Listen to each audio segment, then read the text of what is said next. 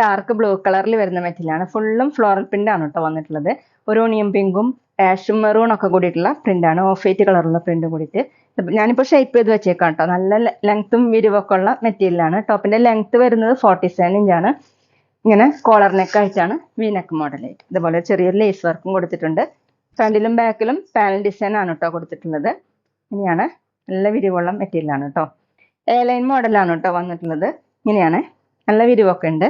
ദുപ്പട്ട വന്നിട്ടുള്ളത് same material തന്നെയാണ്, cotton തന്നെയാണ്. ഫുള്ളും ഇതുപോലെയാണ് കേട്ടോ. ചെറിയ പ്രിന്റ് ആണ്.